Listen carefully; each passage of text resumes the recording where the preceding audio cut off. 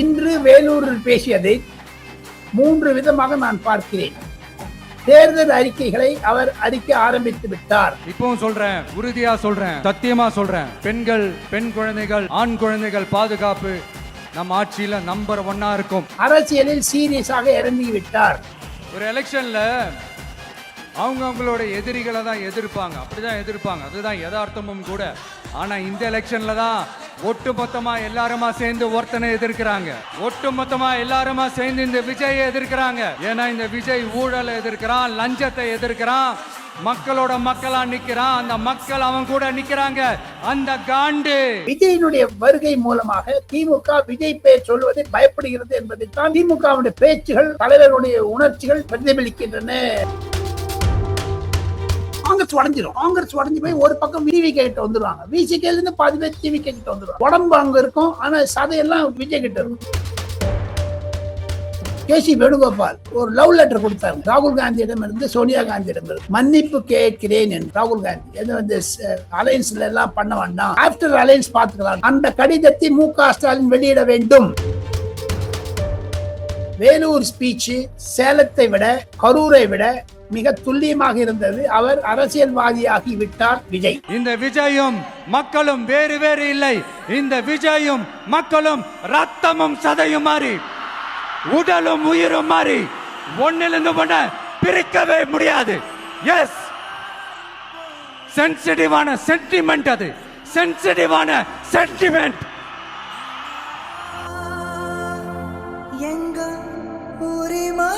இதை யாரும் அசைக்க முடியாது. மக்களை நேசிக்கிற விஜய் வேணுமா, மக்கள் விரோத ஆட்சி நடத்துற ஸ்டாலின் சார் வேணுமா? இந்த விஜய் நம்புறீங்களா, ஸ்டாலின் சார் நம்புறீங்களா? Proof, this is the proof. விஜயினுடைய வேலூர் பேச்சு கண்டிப்பாக காங்கிரஸையும் திமுகவையும் அலற வைத்திருக்கிறது டெல்லியில் என்பதுதான் என்னுடைய முடிவான கருத்து. வரக்கூடிய அளவில் வேலூர் பிளஸ் தான் இருக்குமே தவிர வேலூர் மைனஸா இருக்காது. அறிவாலயம் பக்கத்துல யாரு நடந்து போனாலும், அறிவாலயம் பக்கத்துல யாரு நிழலுக்கு ஒதுங்கினாலும் கூட்டணியில சேர்த்துக்கிறது. வச்சிருக்கிற பணத்துல ஒரு பங்கு ஒண்ணு கொடுத்து, அதுக்கு பேர் கல்லாப்பெட்டி கூட்டணின்னு வச்சிருக்கிறேன். இந்த கல்லாப்பெட்டி கூட்டணியை ரொம்ப கஷ்டப்பட்டு சேர்த்திருக்கிறார். ஆனா அவருக்கு நான் சொல்றேன், பழைய கூட்டணி கணக்குகளோ இந்த கொள்ளையடிச்ச பணத்தையே வச்சு எங்க மக்களை ஏமாத்தி எல்லாம் ஜெயிக்க முடியாது. ஏன்னா இது மாபெரும் மக்கள் சக்தியான வித்தியாசமான விசில் புரட்சி எலெக்ஷன். உங்களோட நான் இருக்கேன், நம்மளோட நம்ம மக்கள் இருக்கிறாங்க. இதுக்கு மேல என்ன வேணும்? கான்பிடென்ட்டா இருங்க, நல்லதே நடக்கும், வெற்றி நிச்சயம்.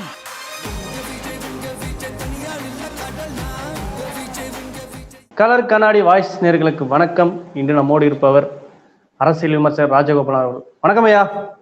ஐயா வணக்கம், நமஸ்காரம். சௌக்கியமா இருக்கீங்களா? டெல்லியில எனக்கு வேலூர்ல இருந்து வந்தப்ப காது அடைச்சிருச்சு, காது ஒன்றும் எடுக்கல. என்ன எப்படி இருந்துச்சு இன்னைக்கு மீட்டிங்? 3 முக்கிய குறிப்புகளை சொல்ல போனால், அரசியல் ரீதியாக டெல்லியிலிருந்து நான் என்ன பார்க்கிறேன் என்றால், வேலூர்ல 23ஆம் தேதி 1 மணிக்கு இவர் பேச போறாருன்னு தெரிஞ்ச ஜுரம், குளிர் ஜுரம் திமுக கட்சி நேற்று ராத்திரி கேசி வேணுகோபால், டி.எஸ். சிங்தேவ் போன்றவர்களை அழைத்து ஏதோ ஒரு நாடகம் நடித்து உறவு இருப்பதா மாதிரியான ஒரு பிம்பத்தை உருப்படுத்தினார் மு.க. ஸ்டாலின், திராவிட முன்னேற்ற கழக தலைவர். அது அரசியல் ஜுரமாகத்தான் நான் பார்க்கிறேன்.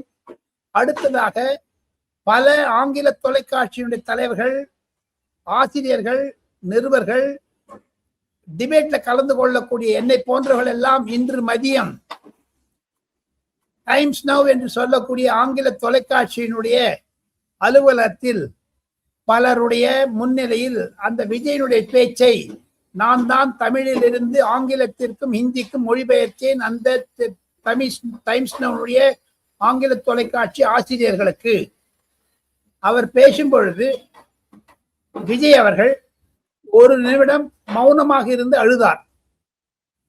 ஒரு டேர்னிங் பாயிண்ட் அதுதான். காரணம், பல மலைப்பாங்கான வாழ் மக்களுக்கு பஸ் வசதி கிடையாது, ரோடு கிடையாது, பிரசவம் பண்ணுவது கிடையாது என்ற ஒரு துக்கத்தில் அவர் தொண்டையை அடைத்தது என்று நான் மொழிபெயர்த்தேன். அப்பொழுது என்னுடன் அருகே அமர்ந்து கொண்டிருந்த டைம்ஸ் நவுனுடைய தலைமை ஆசிரியர் பெண்மணி நபிகா குமார் என்பவர் ஒரு 60 வயசு பெண்மணி. அது என்னோட அவர் 30-40 வருஷமா அந்த அம்மா எனக்கு நல்லா தெரியும், டெல்லி பத்திரிகை தொழில்ல. அந்த அம்மா அழ ஆரம்பிச்சிச்சு. இதுதான் ரியாக்ஷனுங்க. இதை தயவு செய்து என்னை போன்ற மூத்த பத்திரிகையாளர்கள், நான் 45 வருடம் நாடாளுமன்றத்தை ரிப்போர்ட்டிங் செய்திருக்கிறேன். ஆங்கில தொலைக்காட்சிகள், ஆங்கில பத்திரிகைகள், ஹிந்தி பத்திரிகைகளுக்கெல்லாம். இன்று வேலூரில் பேசியதை 3 விதமாக நான் பார்க்கிறேன். தேர்தல் அறிக்கைகளை அவர் அறிக்கை ஆரம்பித்து விட்டார். அரசியலில் சீரியஸாக இறங்கி விட்டார். ஒரு பஸ்ல போயிட்டு இருக்க என்னோட ஓடி வரவங்கன்னு காங்கிரஸை குறிப்பிட்டார். கஜானா கூட்டணி என்று சொன்ன கல்லாப்பேட்டி என்ன சொன்னாரு? கல்லாப்பேட்டி கூட்டணி தான் சொன்னாரு திருமாவளவன். கல்லாப்பேட்டி கூட்டணி தான் சொன்னாரு. அதைத்தானே நான் தங்களிடம் இஎம்ஐ கூட்டணி என்று சொன்னேன். சோ ஆக மொத்தம் அந்த கூட்டணிகளும் ஒரு கை பார்த்தார். இன்னைக்கு காங்கிரஸ் வரும் என்று எதிர்பார்த்ததனுடைய ஒரு ஆச்சரியமாக இருந்தது அவருக்கு, காங்கிரஸ் வராது இருப்பது என்பதையும் நான் உணர்கிறேன் அவருடைய பேச்சிலிருந்து. ஆரம்பத்துல சென்டர் அட்டாக் பண்ணா கூட சரி, பாஜகவை அட்டாக் பண்ணாலும் சரி, அவர் உறுதியாக சொன்னது ஸ்டாலினுக்கும் விஜய்க்கும் தான் போட்டி என்று சொன்னார். தமிழக வெற்றி கழகத்திற்கும் தூய சக்தி, தமிழக வெற்றி கழகத்திற்கும் தீய சக்தி திமுகவிற்கும் தான் போட்டி என்று சொன்னார். ஆனால் எனக்கு வரக்கூடிய செய்திகள், எனக்கு இருக்கக்கூடிய நிலைப்பாடு, ஸ்டாலினுக்கும் விஜய்க்கும் போட்டி அல்ல,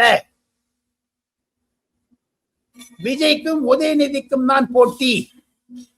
அந்த பயத்தில் தான் நேற்று முன்தினம் திடீரென்று டீசர் விட்டாங்க. யார் ஹீரோ? உதயநிதி ஹீரோவா? அதை விஜய்ன்னு சொல்லிட்டு போடுங்களேன். நேரம் எதுக்காக கமல்ஹாசனையும் அப்படி எப்படி காமிக்கிறது ரஜினிகாந்த்? எதுக்காக 700 கோடி? அது ஆர்டிபிஷியல் இன்டெலிஜென்ஸ்ல பண்ண போறாங்களாம், கிராபிக்ஸ்ல நவம்பர்ல ரிலீஸ் ஆகுமா? அப்ப யார் ஹீரோங்கிறது? விஜய் ஹீரோ இல்ல எடப்பாடி பழனிசாமி ஹீரோ, தமிழ் மக்கள் ஹீரோங்கிறது வந்துடும். காரணம் என்ன என்று கேட்டால், பொதுமக்கள் இன் ஜெனரல், ஒரு ஹிந்தியில சொல்ல போனா லக்பக் அலைன்ஸ் ஆகியா அது ஒரு வந்துருச்சுங்க. காங்கிரஸ் திமுகவாலும் வந்தாச்சு. சில குறைபாடுகள் இன்னைக்கு கொச்சினுக்கு போயிட்டு கேசி வேணுகோபால் சொல்லியிருக்காரு, நாங்க திமுக பதிலுக்காக வெயிட் பண்றோம். ஆக மொத்தம் கொஞ்சம் சலசலப்பிற்கு சரியாயிடும். இப்போ 90% தமிழ்நாடுடைய அலைன்ஸ் வந்துருச்சு. இப்ப இருக்கிறத வச்சு பாத்தீங்கன்னா தமிழகத்தினுடைய தேர்தல் அறிக்கையினுடைய முன்னுரைகள் எடப்பாடி பழனிசாமி மாற்றிக்கொண்டு விட்டார். முழுசாக எப்பவுமே தேர்தல் அறிக்கை கொடுப்பாங்க, ஒரு பிரஸ் மீட் 40-50 சொல்லிட்டு. திமுக 500 கொடுத்தானுவார். இப்ப எல்லாம் 5-5, 2-2, 3-3 இன்ஸ்டால்மெண்ட்ல கொடுக்க ஆரம்பிச்சிட்டாங்க. பார்த்துருக்கீங்களா? விஜய் இன்னைக்கு 8 வாக்குறுதிகளை கொடுத்தார். சென்ற மீட்டிங்ல 5 கொடுத்தாரு. எடப்பாடி பழனிசாமி முதல்ல படிச்சுட்டாரு. இதையெல்லாம் பயந்து கொண்டுதான் திராவிட முன்னேற்ற கழகம் கண்டிப்பாக ஒரு தேர்தல் ஜுரம் கண்டிருப்பதை நான் பார்க்க முடிகிறது. டெல்லியில் இருந்து வேலூர் ஸ்பீச்சு சேலத்தை விட, கரூரை விட மிக துல்லியமாக இருந்தது. அவர் அரசியல்வாதியாகி விட்டார் விஜய் என்பதுதான் என்னுடைய கருத்து. இல்ல, அவர் ஒரு முதல் கேள்வியா நான் கேட்கிறேன்னா, அவர் உங்க சொத்து என்னன்னு காட்டுங்க, நாங்க காட்ட முடியும், ஓப்பன் சேலஞ்சா உங்க சொத்தை காட்ட முடியுமா அப்படின்ற மாதிரி காட்டமான விமர்சனம் வச்சிருந்தாரு. அது எப்படி பாக்குறீங்க? அது கே நேருனுடைய சமீப கால ஒரு அறிக்கைகள், என்போர்ஸ்மெண்ட் டைரக்டரேட் வருது, அதையெல்லாம் தான் நான் பார்க்கிறேன். அதற்கு பதிலாகத்தான் கேட்கிறார். உதாரணத்துக்கு சொல்ல வேண்டும் என்றால், விஜயுடன் பணிபுரியக்கூடிய டீம், ரிசர்ச் டீம் சென்ற வாரம் சில குறிப்புகளை டெல்லி எடுத்தார்கள். அதில் குறைந்தது 50 டாப் 50 திமுக அமைச்சர்கள், எம்பிக்கள், தலைவர்கள், இன்க்ளூடிங் சபரீசன், அந்த 50 பேர் லிஸ்ட விஜய் அடுத்த கூட்டத்தில் வெளியிட இருக்கிறார். அதற்காகத்தான் இன்று பூர்வ பீடிகை போட்டு ஊழல் என்று சொன்னார். விஜயனுடைய கையில தமிழகத்தில் திமுக கடந்த 5 ஆண்டுகள் மற்றும் பல தொடர் நிலையில் இருந்த டிஆர் பாலு போன்றவர்களெல்லாம் 2 கப்பல் வாங்கி விட்டார்கள். தயாநிதி மாறன் விமானம் வாங்கி விட்டார். சபரீசன் ராக்கெட் வாங்கிட்டாரு, சேட்டலைட் அது வாங்கிட்டாரு. இதையெல்லாம் ஒரு கணக்கு போட்டு பல லட்ச கோடிக்கணக்கான ரூபாய்களை எப்படி திமுக சேர்த்தது என்ற ஒரு அறிக்கையை அடுத்த கூட்டத்தில் வெளியிட இருக்கிறார் என்று தான் எனக்கு சூசக தகவல்கள் டிவிகே டீமிலிருந்து கிடைக்கிறது தம்பி. அதனால தான் இன்னைக்கு இனிஷியலா ஆரம்பிச்சிருக்காரு. கொஞ்சம் அப்படி ஒரு ஒரு ஒரு ஊதுவத்தி காமிச்சிருக்காரு அப்படி சாமிக்கு, அப்புறம் கல்பூரம் காமிக்கும் போது வேடிக்கையா இருக்கும். இப்படி ஒரு பக்கம் இருக்கிற இன்னொரு விமர்சனம் வச்சாரு, எனக்கு எதிரிகள் யாருமே இல்லை, எனக்கு நண்பர்கள் எல்லாரும் அப்படின்ற மாதிரியும் சொன்னாரு. அப்ப என்ன நண்பர்னு சொல்ல கரூர் விவகாரத்துல நீங்க மேல எதுக்கு தேவையில்ல பழி போட்டீங்க, அதே மாதிரி நான் வைக்கிற ஒவ்வொரு மீட்டிங்க்கும் நீங்க வந்து அவ்வளவு நெருக்கடி கொடுக்குறீங்க காவல்துறை மூலம் அப்படின்ற மாதிரியும் சொல்றாரு. இது எப்படி பாக்குறீங்க? அது பொதுமக்களிடையே இருக்கக்கூடிய எதிர்வினையை பார்த்துதான் திமுக அரசாங்கம் பயந்திருக்கிறது. அதை தவிர கரூர் இன்சிடென்ட் திருப்பி கூட்டி காமிச்சதுனால என்னன்னு கேட்டீங்கன்னா, சுப்ரீம் கோர்ட்ல அந்த கேஸ் நிலவில் இருக்கிறது. திமுகவை பற்றி வேண்டுமென்றே பாஜகவுடன் திமுக இருக்கிறது என்று, சாரி விஜய் இருக்கிறார் என்றெல்லாம் திமுக சொல்வதற்கான ஒரு எதிர்வினையைத்தான் சொல்லியிருக்கிறார். எல்லாத்த விட நான் ஒன்னு நோட் பண்ணேன் தம்பி, சில பேருக்கு நான் பேசினேன். கடந்த 6 மீட்டிங்களை விட இந்த வாட்டி வேலூர்ல வெல் ஆர்கனைஸ்ட் திமுகவினுடைய பிடியிலிருந்து தமிழக போலீசார் அந்த ஒரு திட்டவட்டமான ஒரு ஆணைகளுக்கெல்லாம் எதிர்போகிறார்கள். இன்னைக்கு போலீஸ் அரேஞ்ச்மெண்ட்ஸ் வேலூர்ல பெஸ்டா இருந்தது, கூட்டம் கிரௌடு நல்லா இருந்தது. ஆனா அவர் சொல்லிட்டாரு, தேர்தலுக்கு அப்புறம் கிராமம் வருவேன்னு சொல்லியிருக்காரு பாருங்க. அது ஒரு டேர்னிங் பாயிண்ட். காரணம் என்னன்னா, எனக்கு போலீஸ் இப்ப என்ன கட்டி போட்டிருக்காங்க 4 பக்கமும், வெளில வர முடியல. எங்க அரசாங்கம் வந்துருந்தா அவங்ககிட்ட வரங்கிறாரு. அது ஒரு பிச்சுன்னு வரப்போறாரு பாருங்க. அதுதான் காரணம். இன்னைக்கு பொதுமக்களுடைய கான்சென்ட்ரேட் பண்ணி 3 பேசியிருக்காங்க. அது வந்து ஒரு எமோஷனல் ஸ்பீச்சா தான் நான் பாக்குறேன் தம்பி. இன்னைக்கு போலீஸ் நல்லா இருக்கு. இடையில வந்து அழுகலாம் ஆரம்பிச்சிட்டாரு, ரொம்ப எமோஷனலாகி ஃபீல் பண்ண ஆரம்பிச்சிட்டாரு. எதனால திமுக நெருக்கடி கொடுக்குது, இல்ல கூட்டணிக்கு யாரும் வரல அப்படின்றனாலே எதனால அவர் அழுந்தாருன்னு நினைக்கிறீங்க? கூட்டணிக்கு வராங்களோ இல்லையோ, இவருக்கு நான் சொன்ன மாதிரி ஒரு 35-40 சீட் எடுத்துருவாங்க. அப்புறம் திமுக இல்லாத கூட்டணி வைத்து கண்டிப்பாக இவர் எதிர்கட்சி எடப்பாடி பழனிசாமி பாஜகவுடன் போக வேண்டிய சூழ்நிலை பொதுமக்கள் உருவாக்கி கொடுப்பார்கள் விஜய்க்கும் எடப்பாடி பழனிசாமிக்கும். காரணம், இவர்களுக்கு எதிரி ஸ்டாலின், உதயநிதி. அவர் கூட்டத்துக்கு ஆள் வரலன்னா அழுவல ஒண்ணும். அவருக்கு என்னங்க, வந்தா போச்சு வராட்டா போச்சு, அவருக்கு ஊழல் பண்ண படமா செலவிக்கிறாரு, சொந்த படத்தை செலவிச்சேன்னு சொல்லிக்கிறாரு. ஆக மொத்தம் இது கொஞ்சம் கொஞ்சமா அது வந்து அந்த ஏடிஎம்கே பிஜேபி என்டிஏ விஜய்க்கு கொண்டு வரதுக்கு சான்சஸ் ஆஃப்டர் போல்ஸ் வரும்னு நினைக்கிறேன். இப்படி ஒரு பக்கம் இருக்கல, இன்னொரு பக்கம் கல்லா பெட்டி கூட்டணி அப்படின்ற மாதிரிலாம் சொல்றாரு. இங்க அரத பழசான கூட்டணி எல்லாம் என்கிட்ட இதாகாது, விஜய் பார்த்து தான் ஓட்டு போடணும், மக்கள் அதை நம்ப மாட்டாங்க அப்படின்ற மாதிரிலாம் சொல்றாரு. அதே மாதிரி திமுக சைட்ல இருந்து அதை தான் சொல்றாங்க, விஜய் வந்து தனியா ஓரங்கட்டப்பட்டார், இனிமேல் அவர் சினிமாவுக்கே போயிடுவாரு அப்படின்ற மாதிரிலாம் சொல்றாங்க. இது எப்படி பாக்குறீங்க? கல்லாப்பேட்டி கூட்டணி என்பதனுடைய அர்த்தம் என்ன என்று கேட்டால், குறைந்தது 80 முதல் 90% தமிழகத்தில் இருக்கக்கூடிய 4 அல்லது 5 மாவட்ட கட்சிகள், விடுதலை சிறுத்தைகள், மறுமலர்ச்சி திராவிட முன்னேற்ற கழகம், தேமுதிக, ஐயா ராமதாஸ் 85 வயது ராமதாசுடைய கட்சி பாட்டாளி மக்கள் கட்சி எல்லாம் தேங்கி ஒழிஞ்சு விடும், களத்திலிருந்து காணாமல் போய்விடும். காரணம், அங்கு இருக்கக்கூடிய ஊழியர்கள் தமிழ் வெற்றி கழகத்தை நோக்கியும் அதிமுகவை நோக்கியும் செல்ல ஆரம்பித்து விட்டார்கள் என்பதுதான். இந்த வாட்டி திருமாவளவன் ஜெயிக்கிறது கஷ்டம். அதான் ஓசிச்சிக்கு சொன்னார், திருமாவளவன் தான் சொன்னார்.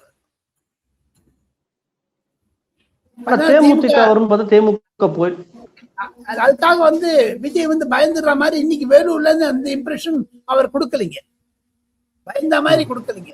அவருடைய அழுதத்தினுடைய காரணம், பொதுமக்களுக்கு இவ்வளவு சங்கடங்களை கொடுக்கிறார்கள், என்னக்கும் பொதுமக்களுக்கு இருக்கக்கூடிய அந்த ஒரு உறவை கெடுக்க பார்க்கிறது அரசாங்கம் என்பதுதான் சொல்லுகிறார். அதே மாதிரி சட்டம் ஒழுங்கு வந்து சரியில்லை, பெண்களுக்கு பாதுகாப்பு இல்லை, தொடர்ச்சியான ஒரு குற்றச்சாட்டா வச்சுட்டு இருக்காரு. நான் வந்து அப்படி இருக்காது, பெண்களுக்கு கல்வி முறையிலே நான் எல்லா விஷயத்தையும் எடுத்து வந்துருவேன் அப்படின்ற மாதிரிலாம் சொல்றாரு. அதை எப்படி பாக்குறீங்க?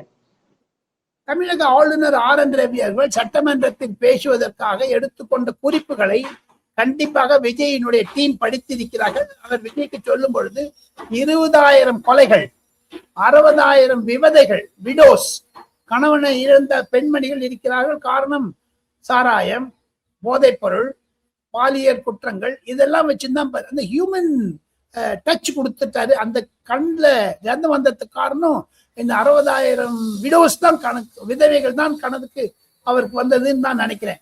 அதை பேலன்ஸ் பண்றதுக்கு அந்த 5,000 ரூபாய் கொடுத்துட்டு அதை டமாஷ் பண்ணணும்னு பாக்குறாரு ஸ்டாலின்.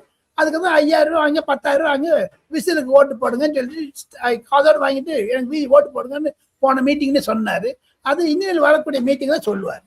ஆனால் பிரச்சாரம் இனிமேல் தீவிரப்படுத்தப்படும். 5ஆம் தேதி மாலை அவர் தமிழகத்தினுடைய தமிழ் வெற்றி கழகத்தினுடைய தேர்தல் அறிக்கை வந்த பிறகு குறைந்தது ஒரு நாளைக்கு ஒரு மீட்டிங் போறாங்க.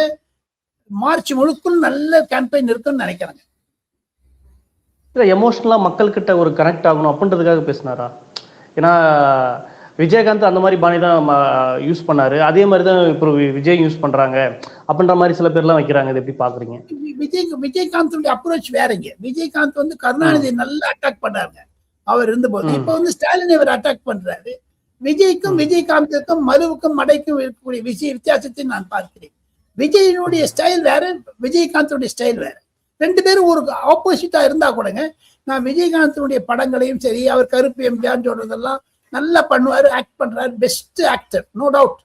ஆனா அவருடைய அணுகுமுறை வேற மாதிரி இருந்தது. அப்ப இருந்தபோது ட்விட்டரோ ஃபேஸ்புக்கோ ஆர்டிபிஷியல் இன்டெலிஜென்ஸ் கிடையாது. அப்பவே அவர் எதிர்த்து பேசினாரு. இப்ப இவ்வளவு வசதிகள் இருக்கும் பொழுது போக பாருங்க விஜய் எவ்வளவு சிரமத்தை கொடுக்குறாருன்னு பாருங்க. ஏன்னா அந்த ஏஐ மூலமாக பல ஒரு 1000கணக்கான சிறு வீடியோக்கள், ரீல்ஸ் எல்லாம் பண்ணியிருக்காங்க. அதெல்லாம் எனக்கு தெரியும். அதெல்லாம் விட்டாங்கன்னா திமுக ஓடி போயிடும். திமுக இதை விட நிறைய பண்ணுவாங்க, அது வேற விஷயம். அதிமுக பண்ணுவாங்க. இன் டோட்டல் பாத்தீங்கன்னா விரோதம் அதிகமா இருக்குதுங்க திமுக. அவ்வளவு சிம்பிள். இங்க திமுக அதுக்கு எந்த ரியாக்டும் பண்ணாம எதிர்வினையே ஆற்றாம இருக்காங்களே. விஜய் என்னதான் விமர்சனம் பண்ணாலையும் கூட்டணி விஷயத்திலேயா இருக்கட்டும், இல்ல மற்ற விவகாரங்களிலும் தொகுதி ரீதியா மாநாடுகள் வைக்கிறதா இருக்கட்டும், மதுரையில கூட வச்சிருந்தாங்க. கமலஹாசன் மீட்டிங் கூட அவங்க கூட்டணி செம ஸ்ட்ராங்கா இருக்காங்க. ஆனா விஜய் சைடு அப்படி யாருமே இல்லைன்றதுதான் இருக்காருல்ல. வெறும் அவர் சோசியல் மீடியால மட்டும் தான் இருக்காரு அப்படின்ற மாதிரி சொல்லிட்டு இருக்காங்கல்ல. பொதுமக்கள் வாக்காளர் இருக்காங்கல்ல, அது போதுமே உங்களுக்கு. அவர் 2014 பத்தி பேசுறாரு உதயநிதி. இன்னைக்கு நான் அந்த நியூஸ் 18 இதுல உதயநிதி பேசுறத கேட்டேன். ஏதோ பேசுறத தவிர விஜய் பயம் அவருடைய பேச்சில் நான் கண்டேன். ஒரு விசிலுக்காக பயப்படக்கூடியதை நான் கண்டேன். ஆக மொத்தம் fight is between whistle and சூரியன். That's all, simple. நீங்க அவங்க கமல்ஹாசன் கூட்டினாங்க, இவனை கூட்டினாங்கன்னு ஒண்ணுமே இல்லை. அதுக்கு சம்பந்தமே கிடையாது. நீங்க அவள் சொல்றீங்களே, இன்னைக்கு வேலூர்ல ரிஸ்ட்ரிக்டட் மீட்டிங்கா இருந்தா கூட எவ்வளவு வெல் ஆர்கனைஸ்டா இருந்து பாருங்க. அது மாதிரி ஒரு அந்த கரூர் சம்பவத்துக்கு அப்புறம் ஈவன் நம்ம காரைக்குடியில் நடந்த சீமானுடைய கூட்டமும் வெல் ஆர்கனைஸ்டா தான் இருந்தது. யாரும் இல்லைன்னு சொல்லு. அது தமிழக போலீசார்கள் திமுகவிலிருந்து விலக ஆரம்பித்து விட்டார்கள் என்பதுதான் அறிகுறி. அது இனிமேல் டிஎம்கேக்கு அந்த இன்ஸ்ட்ரக்ஷனுக்குலாம் போக மாட்டாங்க ஐபிஎஸ் ஐஏஎஸ் ஆபீசர்ஸ்லாம். காரணம் தேர்தல் கமிஷன் நாளை முதல் நாள் முதல் அவங்களுடைய கண்ட்ரோல் எடுத்துடுவாங்க. அதே மாதிரி ஆட்டோ டாக்ஸி டிரைவருக்கு நல சங்க வாரியம் நாங்கள் அமைக்க போறதாகவும் சொல்றாரு. அதெல்லாம் எப்படி அந்த ஆட்டோ சங்க ஊழியர்கள்கிட்டயா இருக்கட்டும், மற்ற அமைப்பு சாரா தொழிலாளர்கள் எப்படி எடுபடும் நினைக்கிறீங்க? இப்போ இந்த கேள்வி பொதுமக்களிடையே ஒரு விவாதத்தை உருவாக்குவதற்குத்தான் முயற்சி செய்கிறார் விஜய். அது எங்கிட்ட இருக்கக்கூடிய பாயிண்ட்ஸ் எப்படி இருக்குதுன்னு சொல்றாரு அவர். இதுல நீங்க பாத்தீங்கன்னா விஜயினுடைய ஷேடு, விஜயினுடைய நிலைமை, ஒரு சென்டரிஸ்டா ஆரம்பிச்சாரு அவர். அந்த சென்டரிஸ்டுடைய பொசிஷன் திரும்பி வராரு. 2 எக்ஸ்ட்ரீம் ஆளுங்களுக்கு விரோதம் பண்ணக்கூடாதுன்னு நினைச்சாரு. இப்ப எடப்பாடி பழனிசாமியினுடைய அப்ரோச் பாருங்க. அவரும் இந்த 5 கொடுக்க ஆரம்பிச்சிட்டாரு. அவரும் இந்த மாதிரி தொழிலாளர்கள்லாம் பேச ஆரம்பிச்சிருக்காங்க. விஜயம் பேசுறாங்க. கன்சாலிடேட்டா டிஎம்கே வாக்குறுதி கொடுத்தாங்கன்னா அவருடைய 3 வாக்குறுதிகளையும் வைத்துக் கொண்டுதான் பொதுமக்கள் ஓட்டு கேஷ் பண்ண போவாங்கன்னு என்னுடைய தேர்தல் மூலமாக கிடைக்கக்கூடிய அனுபவத்தில் நான் சொல்லுகிறேன். எது இருப்பினும் இன்று இருக்கக்கூடிய கால நிலவரம் எடப்பாடி பழனிசாமி விஜய்க்கு சாதகமாக இருக்கிறது, திமுகவிற்கு எதிராக இருக்கிறது. சீட்டு கணக்கில் பார்த்தீங்கன்னா நான் அதை மீண்டும் உறுதி செய்கிறேன். திமுகவிற்கு 25 முதல் 30 ஓட்டு சீட்டு கிடைச்சாலே அதிகங்க. சில மாவட்ட கட்சிகள், விடுதலை சிறுத்தை கட்சிகள் மற்றும் மருதுமலர்ச்சி திராவிட முன்னேற்ற கண்ணு தெரியாததுக்கு ஓடி போயிடும், இருக்கவே இருக்காது, வாஷ் அவுட் ஆயிடும். அதுக்கு நான் ஒரு ஆல் இந்தியா லெவல்ல இருந்து ஒரு உதாரணம் ஒரு கலர் கண்ணாடி நேயர்களுக்கு தங்கள் மூலமாக சொல்ல ஆசைப்படுகிறேன்.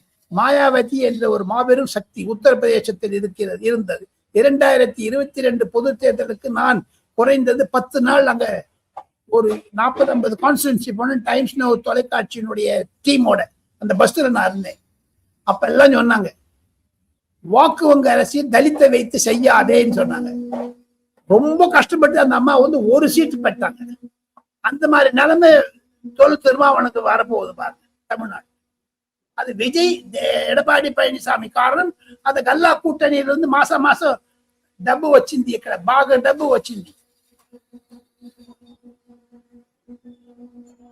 இப்படி ஒரு பக்கம் இருக்கல, ஒரு பேட்டி ஒரு மு.க. ஸ்டாலின் வந்து ஒரு காணொலியில சொல்றாரு, என்டிஏவுக்கும் இங்க திமுகவுக்கு தான் வந்து பைட் இது எங்க தேர்தலே அப்படின்ற மாதிரியும் சொல்லி அதை வந்து விஜய் வந்து விமர்சனம் பண்ணிட்டு இருந்தாரு. ஏன்னா தமிழ்நாட்டுக்கு தானே தேர்தல், நீங்க எது என்டிஏ சொல்றீங்க அப்படின்ற மாதிரி விமர்சனம் பண்ணாரு. இது எப்படி பாக்குறீங்க? விஜய் கண்டு விஜய் பெயரை குறிப்பிடாமல் வேண்டுமென்றே திசை திருப்புகிறார் மு.க. ஸ்டாலின். விஜய் எடப்பாடி பழனிசாமி துரோகின்னு சொல்றாரு. விஜய் கிட்ட துரோகின்னு சொல்லி சொல்ல பாருங்க பாப்போம். தன்னுடைய மகன் முதலமைச்சராக்குவதை அவர் தடுப்பாரோ விஜய் என்ற ஒரு பயத்தினால்தான் விஜய் பெயர் சொல்லுவதில்லை. துரோகி என்று எடப்பாடி பழனிசாமி சொல்லிடுறார் ஈஸியா. நேற்று மதுரை கூட்டத்தில் மு.க. ஸ்டாலின் பேசியது தவறு. நான் ஒரு மூத்த பத்திரிகையாளர் சொல்லுகிறேன், இது மாதிரியான ஒரு வார்த்தைகளை மு.க. ஸ்டாலின் கண்டிப்பாக குறைக்க வேண்டும். துரோகி, அந்த அமித்ஷாவை பற்றி பேசுவது, அவர் வந்து அவதூறு அமித்ஷா என்று சொல்வதெல்லாம் தவறு. மத்திய அரசாங்கத்தில் உள்துறை அமைச்சராக 65-70 கோடி பேர் ஓட்டு போட்டிருக்காங்க. Not like DMK. ஸோ இருக்கிறத பாத்தீங்கன்னா விஜயினுடைய வருகை மூலமாக திமுக விஜய் பெயர் சொல்வதை பயப்படுகிறது என்பதைத்தான் திமுகவுடைய பேச்சுகள், தலைவருடைய உணர்ச்சிகள் பிரதிபலிக்கின்றன.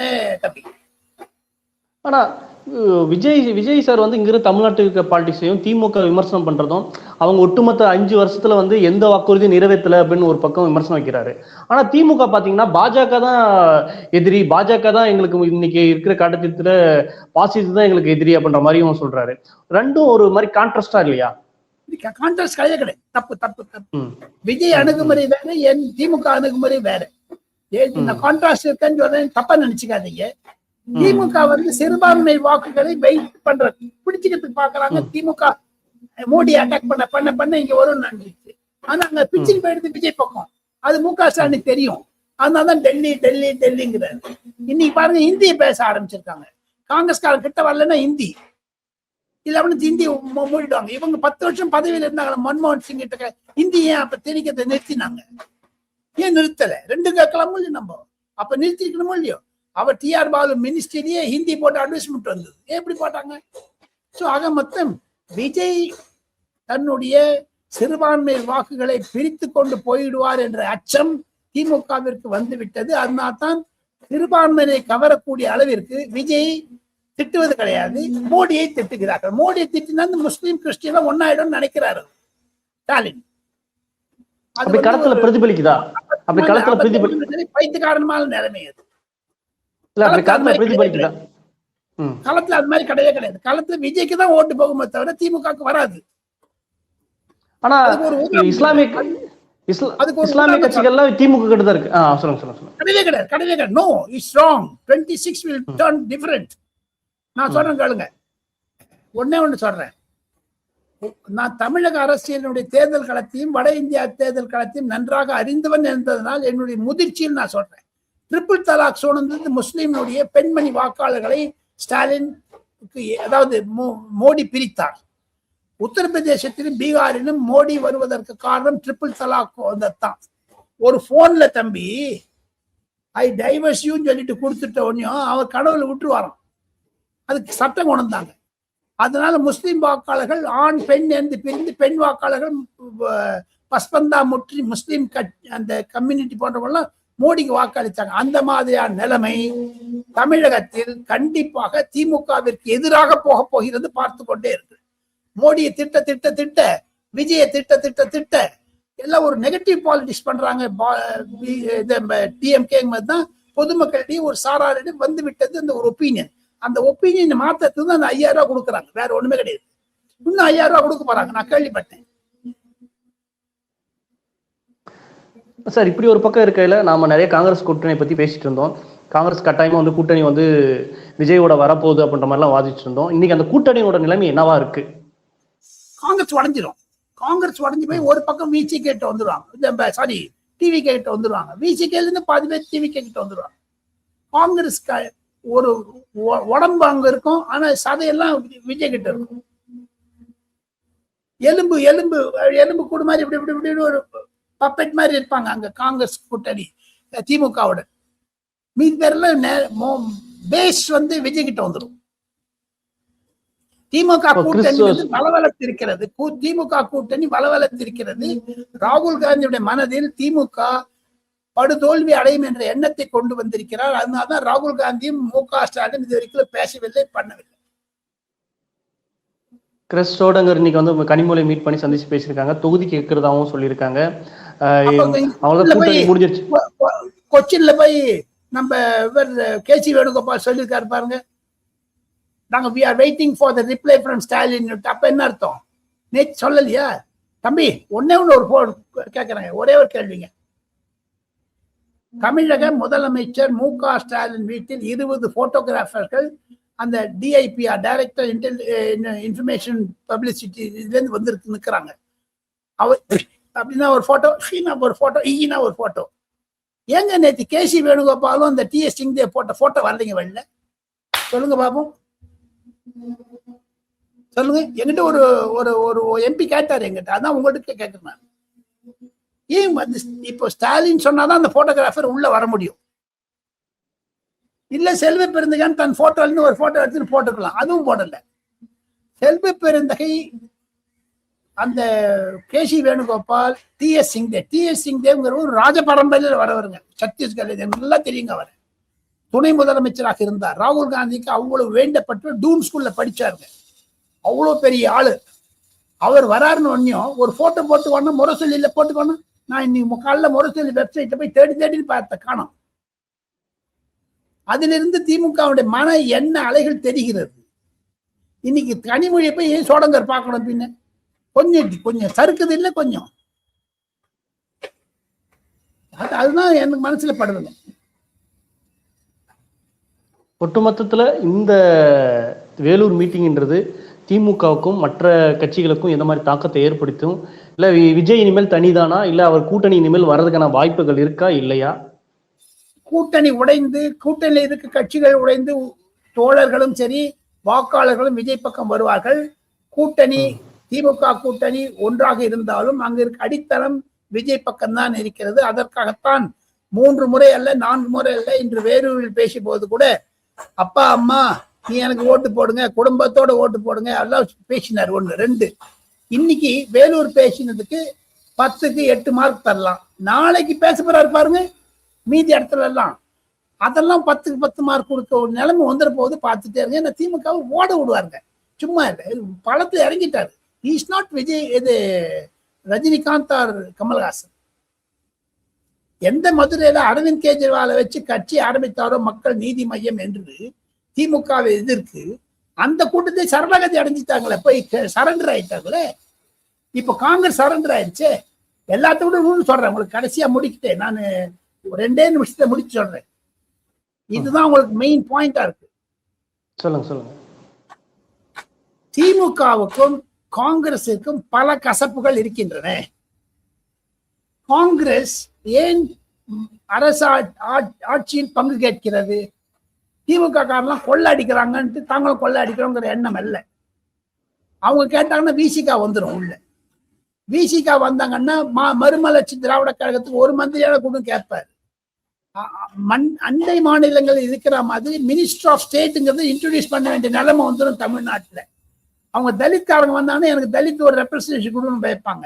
ஆக மொத்தம் திமுகவிற்கு எதிராக இருக்கக்கூடிய 2 செயல்கள் என்ன என்று கேட்டால், 1 கூடிய விரைவில் ஸ்டாலின் அவர்கள் தன் மகனை முதலமைச்சராக்குவதை நிறுத்துவதற்குத்தான் ஆட்சியில் பங்கு கேட்கிறார்கள் காங்கிரஸ்காரங்க. ஒண்ணு. ரெண்டாவது, ஒரு நேத்தி கேசி வேணுகோபால் ஒரு லவ் லெட்டர் கொடுத்தாங்க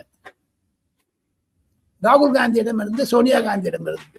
மன்னிப்பு கேட்கிறேன் என்று ராகுல் காந்தி வந்து அலையன்ஸ்ல எல்லாம் பண்ண வேண்டாம், ஆப்டர் அலையன்ஸ் பார்த்துக்கலாம். அந்த கடிதத்தை ஸ்டாலின் வெளியிட வேண்டும். அந்த கடிதம் வந்ததனுடைய பயம் எது என்று கேட்டால் விஜய், தமிழக வெற்றி கழகம். அந்த பயத்துல தான் இந்த அலையன்ஸ் போயிருக்காங்க காங்கிரஸ்.